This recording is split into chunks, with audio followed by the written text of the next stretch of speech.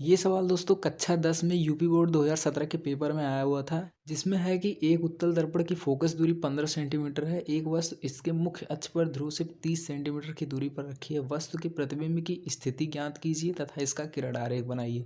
Basically यहाँ पे आपको दिया हुआ है कि उत्तल दर्पण की फोकस दूरी और एक वस्तु इसके मुख्य अक्ष पर ध्रुव से 30 सेंटीमीटर। यहाँ पे आपको जो वस्तु है उसकी यहाँ पे स्थिति बताई गई है और फिर यहाँ पे पूछा जा रहा है आपसे प्रतिबिंब की स्थिति ज्ञात करना है। यानी कि आपको यहाँ पे फोकस दूरी f दिया हुआ है, u आपको पता है, आपको v निकालना है और आपको यहाँ पे इसका किरण आरेख यानी कि फिगर बनाना है। इसके लिए दोस्तों आपको 4 नंबर पूरे टोटल मिलते हैं। तो चलिए फटाक से हम लगाते हैं इस क्वेश्चन को विद इन 5 मिनट्स में। तो यहाँ से चलिए अब नोटबुक में अपने यहाँ पे लिखता हूँ मैं। तो यहाँ पे सबसे पहले दोस्तों सोल्यूशन लिखते हैं हम। सोल्यूशन।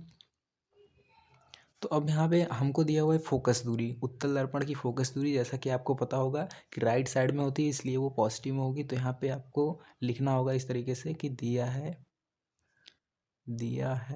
यहाँ पे क्या आपको फोकस दिया हुआ है दोस्तों, आपको फोकस दूरी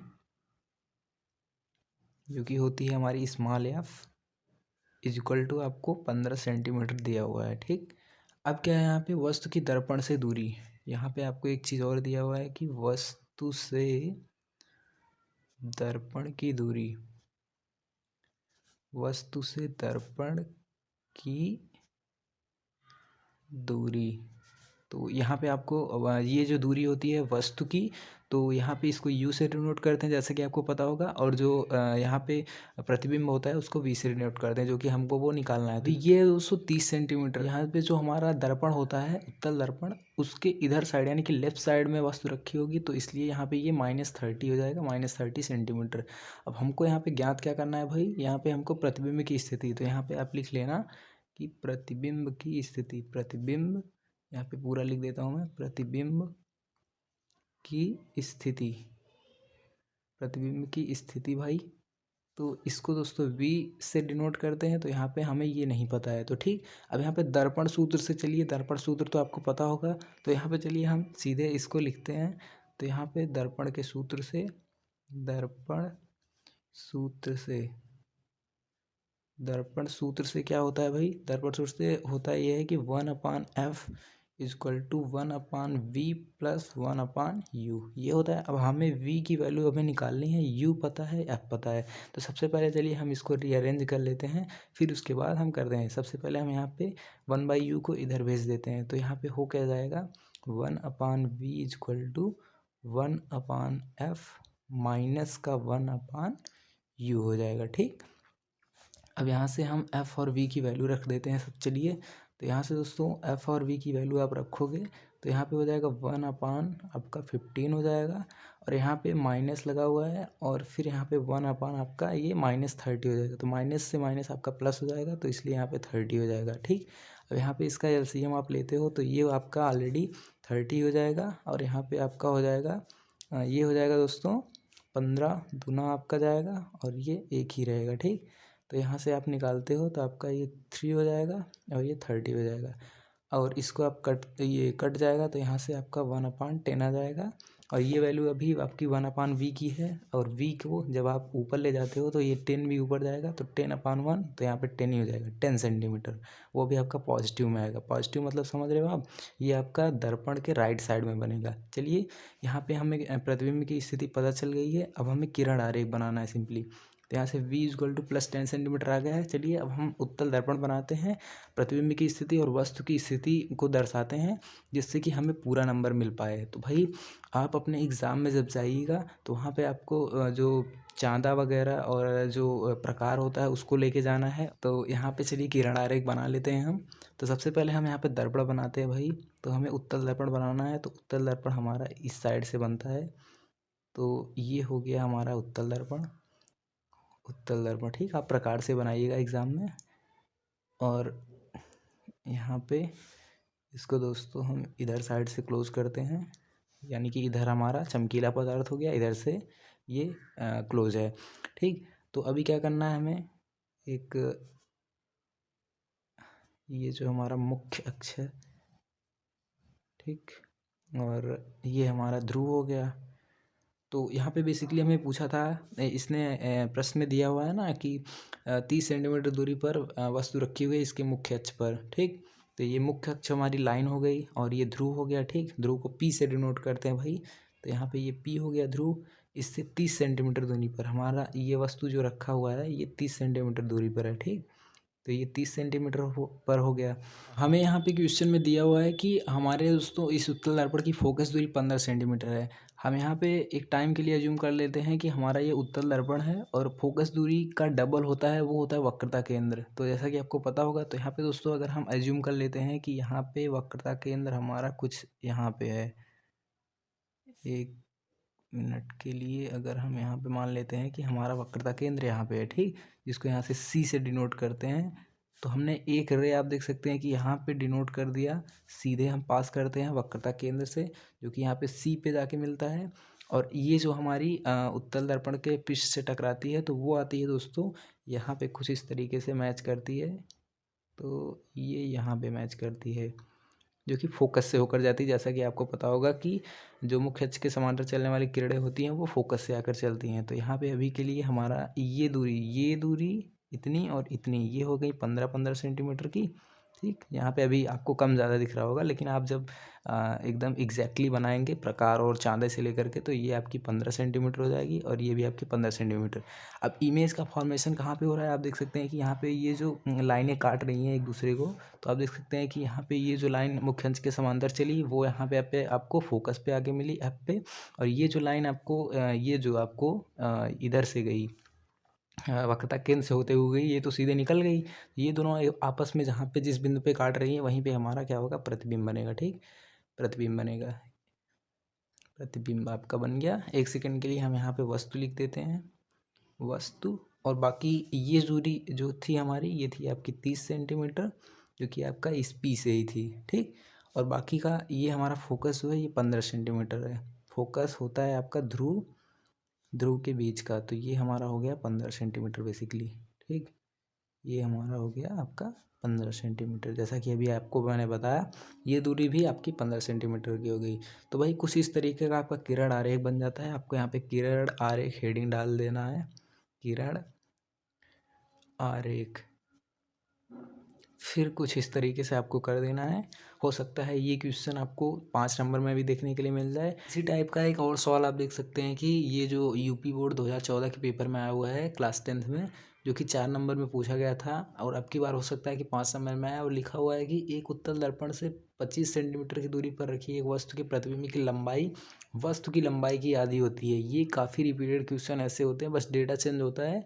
बाकी के ऐसे रिपीटेड क्वेश्चन आपको ज़रूर देखने के लिए मिलेंगे इस बार भी 2024 के पेपर में आपको। तो यहाँ पे आपको पूछ रखा है कि दर्पण की फोकस दूरी ज्ञात करना है। दिया हुआ है आपका उत्तल दर्पण, सेम अभी आपने जैसा कि देखा, ये उत्तल दर्पण है, 25 सेंटीमीटर दूरी, यहाँ पे 30 सेंटीमीटर दिया हुआ था। तो इसमें आप देख सकते हैं कि 25 सेंटीमीटर पर रखी एक वस्तु के प्रतिबिंब की लंबाई वस्तु की लंबाई की आधी है, ठीक। तो आपको यहाँ पे ध्यान रखना है कि प्रतिबिंब की लंबाई वस्तु की लंबाई की आधी है, यानी कि आपका जो 1 सेकेंड, यहाँ पे जो v है, v आपका प्रतिबिंब, वो आपका u का दोस्तों आधा है, ठीक। तो दर्पण की फोकस दूरी ज्ञात करना है। ऐसे सवाल दोस्तों बहुत ज़्यादा आसान होते हैं। चलिए हम लगाते हैं इसको।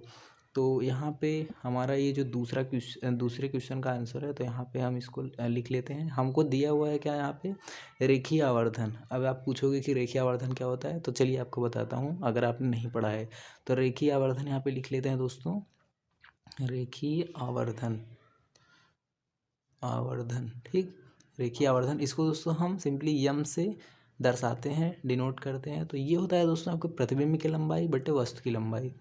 तो यहाँ पे है प्रतिबिंब की लंबाई यानी कि जो इमेज बनेगा, प्रतिबिंब की लंबाई और इमेज बटे ऑब्जेक्ट, प्रतिबिंब की लंबाई बटे वस्तु की लंबाई, वस्तु की लंबाई, ठीक, वस्तु की लंबाई। तो ये होता है बेसिकली आपका कितना दिया हुआ है कि प्रतिबिंब की लंबाई वस्तु की लंबाई की आधी है, तो यहाँ पे हाफ हो जाएगा, ठीक। अगर दोगुनी देता तो यहाँ पे हम हाफ की जगह 1/2 की जगह पे 2 लिखते सीधा। तो यहाँ पे यम की वैल्यू आपको 1/2 रखी हुई है। और क्या दिया हुआ है आपको, वस्तु से दर्पण की दूरी यानी कि यू की वैल्यू आपको पता है। तो यहाँ पे आप लिखना वस्तु से दर्पण की दूरी, और एग्ज़ाम में ऐसे ही सेम सेम लिखना है आपको। यहाँ पे सबसे पहले लिखना होगा कि दिया है, ठीक, दिया है रेखीय आवर्धन वस्तु से दर्पण, राइटिंग बैठा के लिखना। अभी तो मैं आपके लिए बस वैसे ही दर्पण वस्तु से दर्पण की दूरी, तो भाई उत्तल दर्पण है तो बेसिकली ये राइट साइड होगा, तो इसलिए ये माइनस में वैल्यू होगी। तो यहाँ पे u इज इक्वल टू आपका -25 सेंटीमीटर, ठीक। अरे आपने नंबर सिस्टम पढ़ा होगा तो आपको ज़रूर पता होगा। यहाँ पे जो चीज़ें होती हैं, जैसे कि यहाँ पे बीच में जीरो हो गया, इधर की साइड जो चीज़ें चलती हैं वो माइनस में चलती हैं, जैसे कि -1 हो गया, -2 हो गया, ठीक। जितना बढ़ते जाएंगे माइनस उतना बढ़ता जाएगा, और इधर जो होगा वो +1 +2 आपका ये बढ़ता जाएगा, ठीक। तो ये चीज़ें आप ध्यान में रखिएगा। जिस तरफ वस्तु होगी और या फिर जिस तरह प्रतिबिंब होगा तो वो किस तरह पूछा है, तो ये आप ज़रूर दोस्तों वो करना। वस्तु हमेशा आपका इधर ही साइड रखा जाता है, ठीक, बाएं साइड। तो यहाँ पे आपको u की वैल्यू 25 सेंटीमीटर दे रखी हुई है, ठीक, माइनस में ये हो गया। और बाकी आपको आवर्धन के सूत्र से अब हमें v की वैल्यू यहाँ पे पता करनी है, ठीक। तो यहाँ पे अभी लिखना है आपको आवर्धन, आवर्धन m, वही सेम फार्मूला, लेकिन ये माइनस में हो जाएगा, ठीक। -v/u इक्वल टू आपका यहाँ पे -v और ये अपान में आपका -25, ठीक। अब ये इससे माइनस माइनस कैंसिल हो ही जाएगा जैसा कि आपको पता होगा। और एक चीज़, आपको m की वैल्यू यहाँ पे ऑलरेडी दे रखा है, तो आप यहाँ पे समीकरण बना सकते हो, एक समीकरण 1 और समीकरण 2।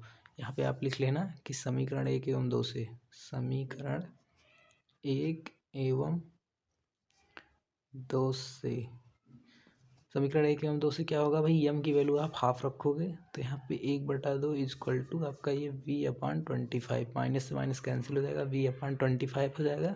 अभी यहाँ पे इसको सिंप्लीफाई करोगे आप, तो यहाँ पे आपको मिलने वाला क्या है, इसको यहाँ से इस तरीके से करते हैं, 25 उधर जाएगा, तो यहाँ पे आपको v की वैल्यू मिलेगी 25/2, 25/2 मिलेगी भाई v की वैल्यू आपको सिंपली।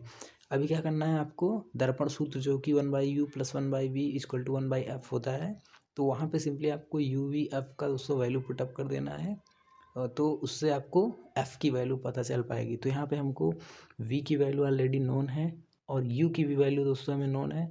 बस क्या करना है आपको, दर्पण सूत्र यहाँ पे लिखना है आपको कि दर्पण सूत्र से, दर्पण सूत्र से, तो दर्पण सूत्र बेसिकली होता है 1/f equal to 1/v + 1/u। अब यहाँ से हम वैल्यूज़ को दोस्तों पुटअप करते हैं इसमें, तो यहाँ पे भाई हमारा जो आएगा वो ये आएगा कि, एक सेकंड के लिए यहाँ पे,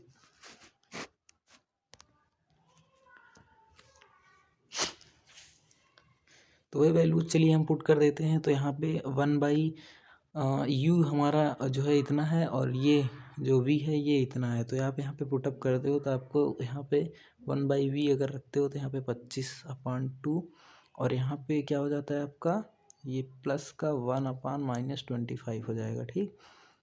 तो ये 1/f की वैल्यू है, तो ये 1/f इधर लिख देता हूँ मैं। ये साइन मतलब आप पार्शियली इसको ब्रेक कर दिए हैं, ठीक, यानी कि इसके नीचे का जो स्टेप था वो आप साइड में लिख रहे हो, ठीक। आप ऐसा मत करिएगा अगर आपको कॉपी वगैरह भरना होगा एग्ज़ाम में।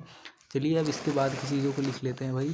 तो यहाँ पे और आप सिंप्लीफाई करते हो तो आपको यहाँ पे क्या मिलता है, 1/f इक्वल टू आपको मिलता है यहाँ पे 2/25, 2/25, 2 बेसिकली ऊपर आ जाएगा, 25 आपका डिनोमिनेटर में ही रहेगा, माइनस का 1/25।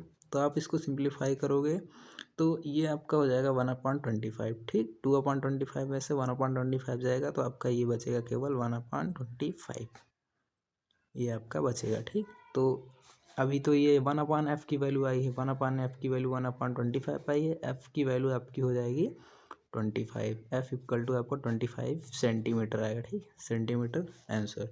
तो इसलिए दर्पण की फोकस दूरी आपकी 25 सेंटीमीटर होगी। यहाँ पे प्लस और माइनस का कोई वो नहीं है, क्योंकि जो उत्तल दर्पण होता है जैसा कि आपको बताया मैंने कि उसका, जैसे कि उत्तल दर्पण ये हो गया तो आपका फोकस और केंद्र इधर के ही साइड रहेगा, राइट साइड, तो ये पॉजिटिव में हमेशा रहेगा। तो इसलिए यहाँ पे दोस्तों एफ इक्वल टू आपका 25 सेंटीमीटर हो जाता है। तो आप यहाँ पे लास्ट में लिखिएगा कि अतः दर्पण की फोकस दूरी, दर्पण की फोकस दूरी 25 सेंटीमीटर होगी। तो ये हो गया आपका आंसर।